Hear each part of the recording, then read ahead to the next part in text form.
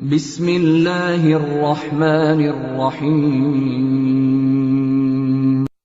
وہ شخص گھاٹے میں جس کے 2 دن برابر کے گزر جائیں، یعنی کیا؟ شخص سے مراد ہے نا، شخص کون ہے؟ شخص یہ جسم کا، مادی جسم کا ڈھانچہ تو نہیں ہے۔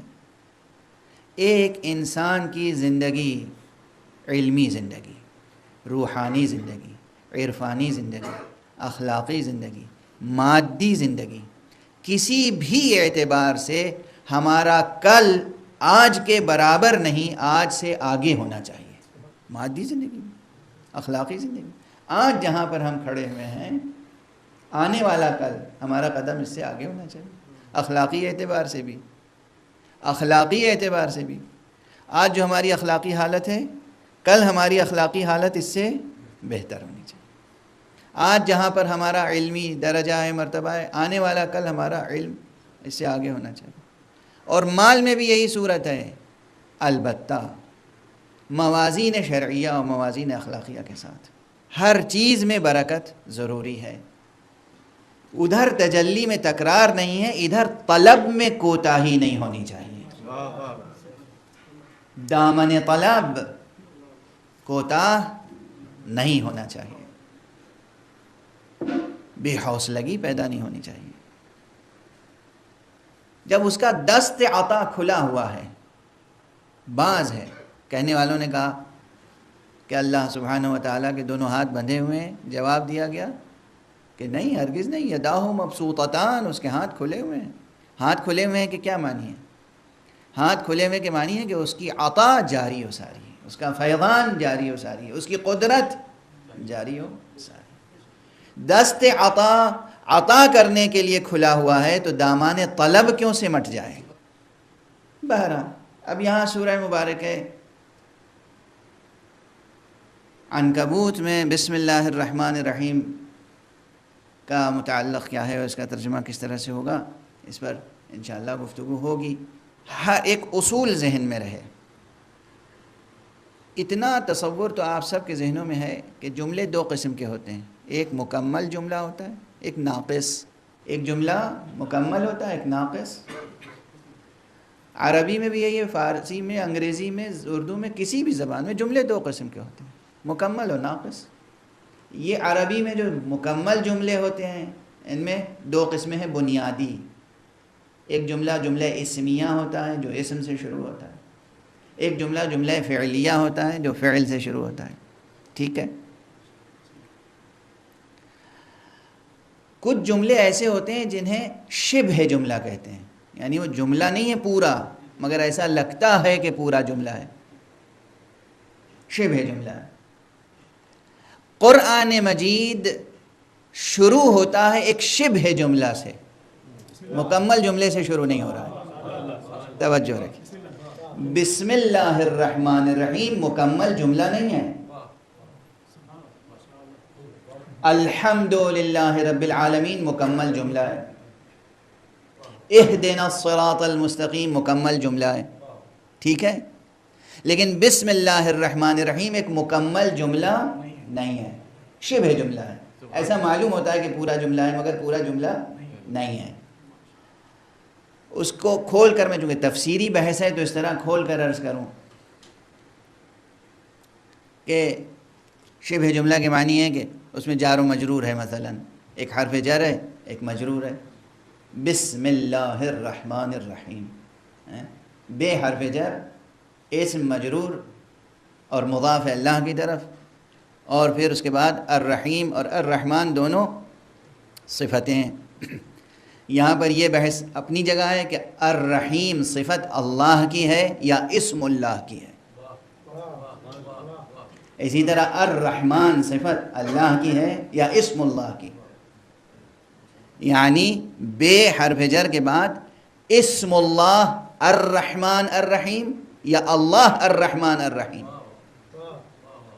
یہ سوال اپنی جگہ اہم ہے، اور اس کا جواب یہ ہے بہت واضح، کم سے کم سورہ حمد کی روشنی میں، کہ جو بسم اللہ میں الرحمن اور الرحیم ہے، یہ صفتیں دونوں ہیں اسم اللہ کی، نہ کہ اللہ کی۔ دلیل یہ ہے، اس وقت ایک میں اتنی دقیق بحث آج نہ چھیڑتا، مگر ماشاءاللہ 2 دانشمند یونیورسٹی کے استاد جو عربی میں بھی وارد ہیں وہ تشریف فرمائے، اس لیے یہ زبان پہ نقطہ آ گیا۔ سورہ مبارکہ حمد 7 آیتیں ہیں کل، اور وہ بھی پورے قرآن مجید کا خلاصہ ہے۔ توجہ ہے، قرآن مجید میں کتنے جملے ہیں، کتنی آیتیں ہیں، یہ کتنے جملے ہیں، یہ سوال کرنا بھی بہت ہی مشکل سوال ہے، کیونکہ عربی میں تو کبھی کبھی ایک فعل و فاعل مل کے جملہ ہو جاتا ہے، تو یہ طے کرنا کہ قرآن مجید میں کتنے جملے ہیں بہت مشکل ہے، بہت دشوار سوال ہے۔ بقول معروف قرآن مجید میں 6000 سے زیادہ آیتیں ہیں۔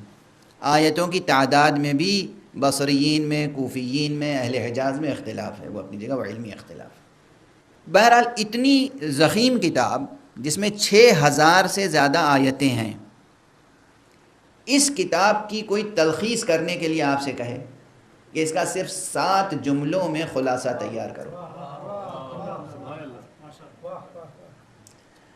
سمری تیار کرو، 6000 جملوں کی یا 6500 جملوں کی، 6500 جملوں کی سمری 7 جملوں میں تیار کرو، تو اس میں ممکن ہی نہیں ہوگا کہ کوئی ایک لفظ مکرر آ جائے،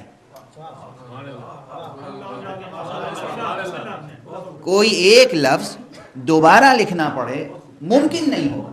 6000 جملے ہیں، اس کا خلاصہ ہے سورہ حمد۔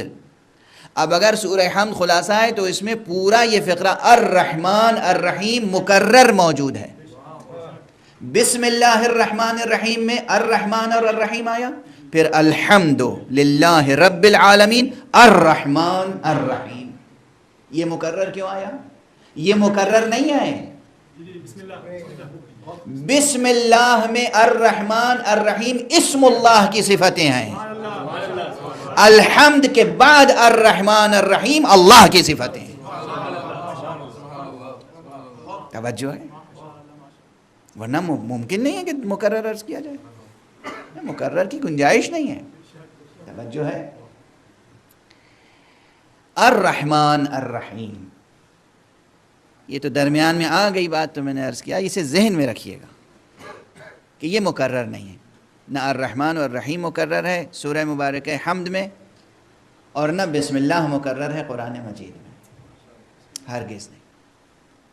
اور خود بسم اللہ الرحمن الرحیم یہ شبہ جملہ ہے، عرض کیا اس کو غالباً اسی کی وضاحت میں آج کا وقت صرف ہو جائے گا، لیکن یہ ضروری اس لیے ہے کہ بہرحال سورہ مبارکہ عنکبوت کی بھی پہلی آیت بسم اللہ ہے، قرآن مجید کی بھی پہلی آیت بسم اللہ۔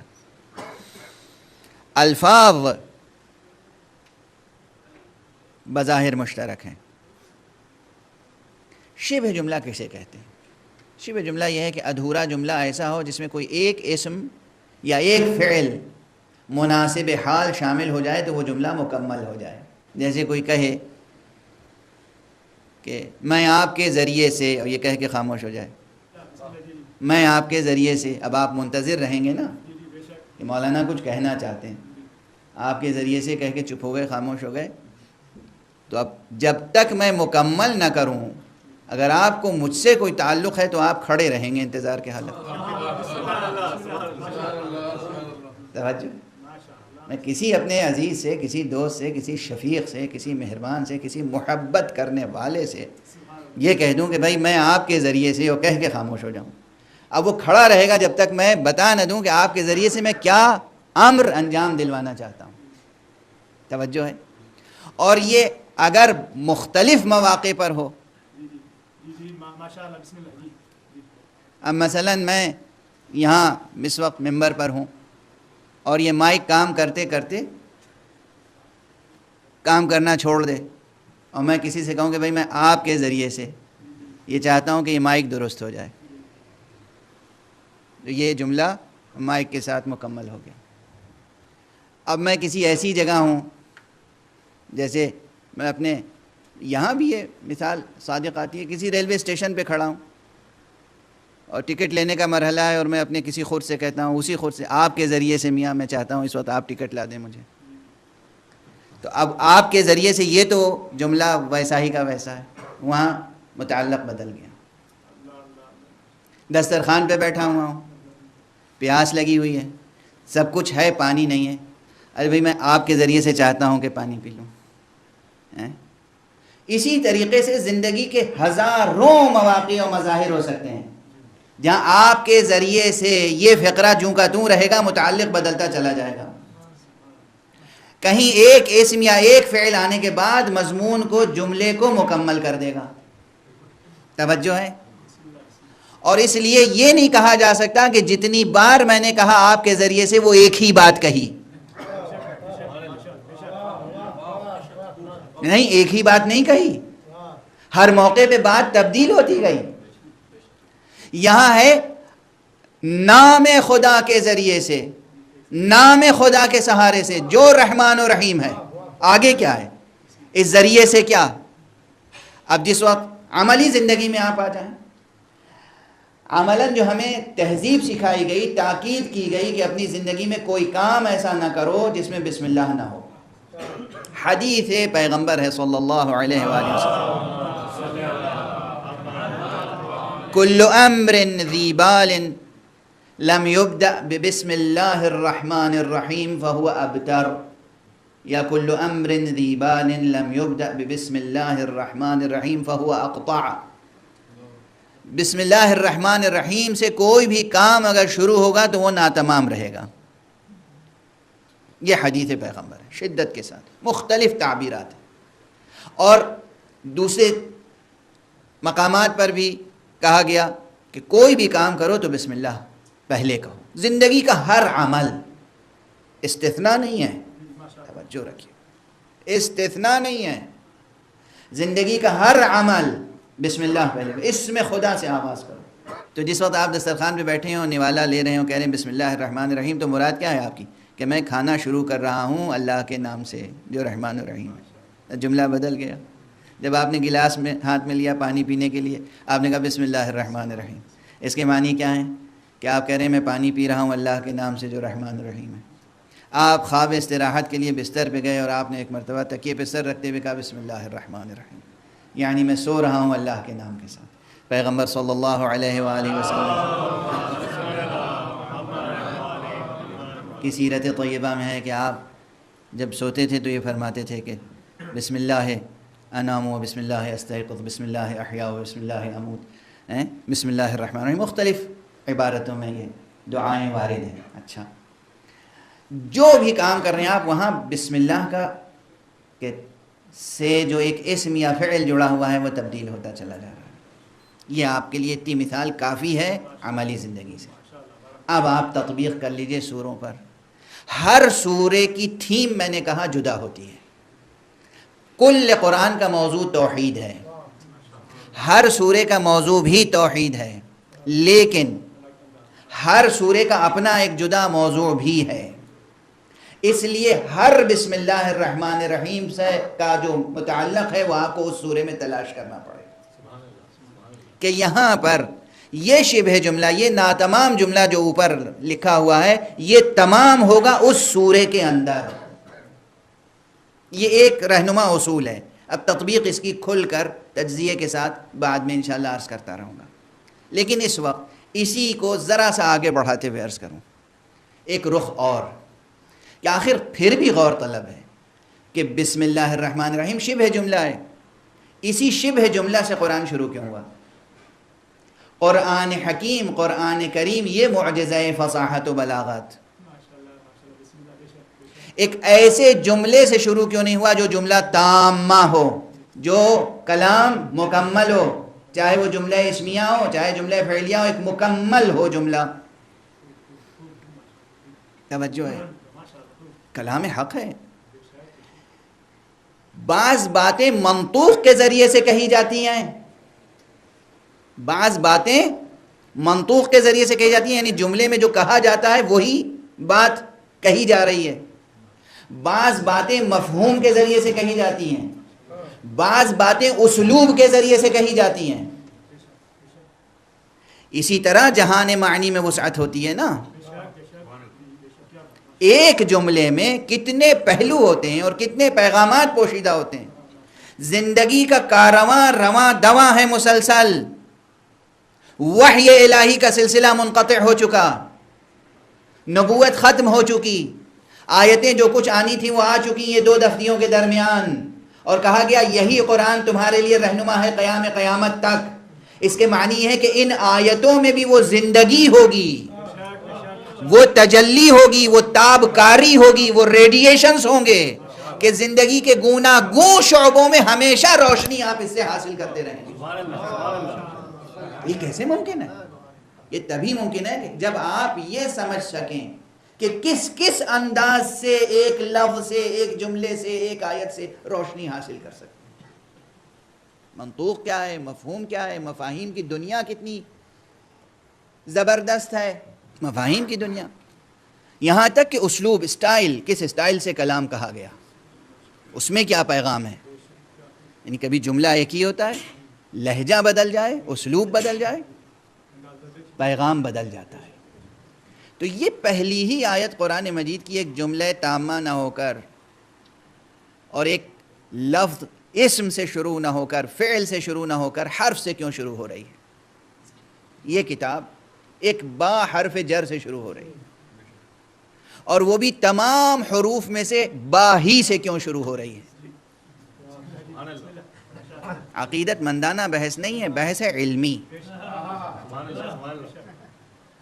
پروردگار عالم کا کلام، پروردگار عالم کا فعل اس طرح نہیں ہوتا جس طرح ہمارا فعل یا ہمارا کلام ہوتا ہے کہ ہم آئے اور کہیں سے بھی شروع کر دی گفتگو، پہلا لفظ کیا ہوگا، پہلا حرف کیا ہوگا، ہم نے غور نہیں کیا اس پر، کتاب اٹھائی، لکھنا شروع کی، جو جملہ قلم سے ٹپک پڑا بس کتاب شروع ہو گئی۔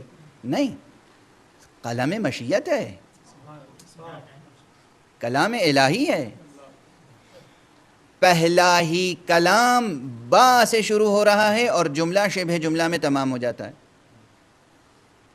یہاں پر وہ بحث جو اصولیوں نے کی ہے، ذرا آج کی بحث زیادہ دقیق ہو گئی، اصولیین نے، علماء علم اصول نے ایک بحث کی ہے جو علماء ادب اس تک ابھی تک نہیں پہنچ سکے ہیں، اتنی دقت نظر کے ساتھ، اتنی باریک بینی کے ساتھ یہ بحث نحویین نے بھی نہیں کی، صرفیین نے بھی نہیں کی، اہل لغت نے نہیں کی، اہل زبان نے نہیں کی، لٹریری کرٹیسزم جن لوگوں کا کام ہے انہوں نے یہ کام نہیں کیا، ادبی نقادوں نے، جو کام اصولیین نے کیا ہے۔ میں 2 نقطوں کی طرف اشارہ کر رہا ہوں اس وقت۔ پہلی چیز یہ کہ جو بحث کی ہے معنی حرفی اور معنی اسمی میں کیا فرق ہوتا ہے۔ ایک اسم کے معنی ظاہر ہوتے ہیں، ناؤنز کے معنی واضح ہوتے ہیں۔ 2 ہی الفاظ کی تقسیم تو 3 قسموں میں کی جاتی ہے عام طور پر، اہل لغت، اہل زبان، گرامیرینز، گرامر والے، نحویین، صرفیین، لنگوسٹکس میں لسانیات والے، یہ سب زبان کی تقسیم ابتدائی طور پر 3 قسم میں کرتے ہیں، اسم، فعل، حرف۔ لیکن یہ لفظ کی تقسیم ہے، معنی کی تقسیم نہیں ہے۔ یہ کس کی تقسیم ہے؟ لفظ کی، نہ کہ معنی کی تقسیم۔ معنی کی تقسیم بس 2 ہوتی ہے، یا معنی اسمی ہے یا معنی حرفی۔ فعل جو ہے وہ معنی اسمی اور معنی حرفی کا مرکب ہوتا ہے، یا معنی اسمی ہے یا معنی حرفی۔ یہ معنی حرفی کی حقیقت کیا ہے اور خود حرف کی حقیقت کیا ہے؟ وہ ربط ہے یا رابط؟ خود ربط ہے یا رابط ہے؟ یعنی جوڑنے والا وسیلہ ہے یا خود وہ تعلق ہے، وہ ربط ہے؟ توجہ ہے، یہ سب بحثیں حرف سے جڑی ہوئی ہیں۔ اگر یہ تمام بحثیں علمی سطح پر، حکیمانہ سطح پر، فلسفیانہ سطح پر حل ہو چکی ہوں تو اندازہ ہوگا کہ قرآن مجید پہلے ہی فقرے میں یہ بتا رہا ہے کہ اے انسان، تو مستقل بالذات نہیں ہے، تیرا وجود ہو یا تیرا سفر حیات یا تیرا انجام تبھی بخیر ہوگا جب مربوط رہے گا حق سبحانہ و تعالی۔ مستقل نہیں رہ سکتے، ربط برقرار رکھنا ضروری ہے، وہ بھی کس سے؟ حضرت حق سبحانہ و تعالی۔ اس لیے حرف سے بات شروع ہوئی، نہ اسم سے نہ فعل سے۔ اسلوب میں یہ پیغام پوشیدہ ہے. بے بائے حرف سے شروع ہو رہی ہے بات, بائے جر حرف با سے شروع ہو رہی ہے بات, ایک حرف, وہ بات الگ ہے کہ اس کے بعد جو بحثیں ہیں خود با سے متعلق بحثیں, دقیق تو ہے لیکن اشارہ کر رہا ہوں, ظاہر ساری تفصیل نہیں عرض کر سکا آپ کے سامنے. بسم اللہ الرحمن الرحیم, اللہ کے نام کے سہارے سے. یہ کیوں نہیں کہا گیا اللہ کے سہارے سے؟ وہ پورا مکتب فکر جو ہر طرح کے وسیلے کا منکر ہے, اس سے میرا سوال یہ ہے کہ پہلے ہی قرآن مجید میں اللہ کے نام کے سہارے سے کیوں کہا گیا, اللہ کے سہارے سے کیوں نہیں کہا گیا؟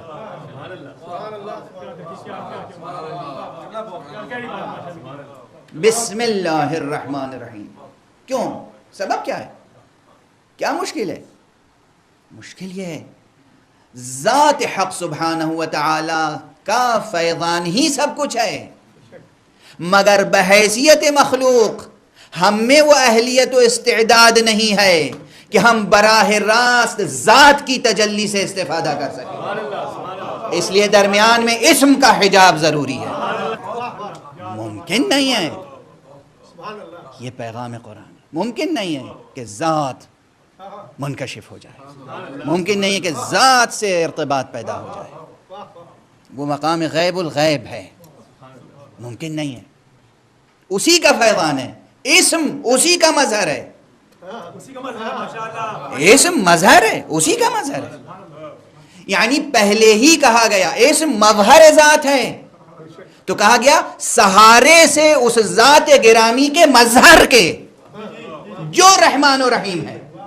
خود ذات بھی رحمان و رحیم ہے, مظہر ذات بھی رحمان و رحیم ہے.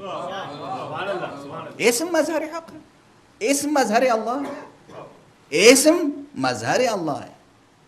آپ کا نام دیکھیے, اب میں بالکل عملی مثال دے دوں بچوں کے آگے, بات بہت دقیق ہے لیکن بچوں کی سمجھ میں آ جائے. کوئی صاحب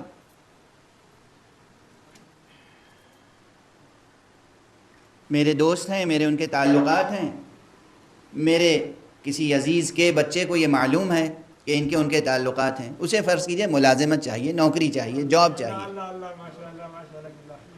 رزق روزی کا مسئلہ ہے. وہ فلاں صاحب فلاں بینک میں ڈائریکٹر ہیں, فلاں صاحب فلاں کمپنی میں ڈائریکٹر ہیں, اور اس بچے کو یہ معلوم ہے کہ فلاں صاحب سے ان کے روابط بہت اچھے ہیں. اب وہ وہاں جائے اور میرا نام لے کر صرف یہ کہے کہ مجھے فلاں صاحب نے بھیجا ہے آپ کی خدمت میں. اب اگر واقعاً میرے اور ان کے درمیان محبت اور دوستی ہے تو یہ ممکن نہیں ہے کہ وہ یہ کہیں کہ وہ خود کیوں نہیں آئے, یا انہوں نے خود فون کیوں نہیں کیا, انہوں نے خود کیوں نہیں کہا.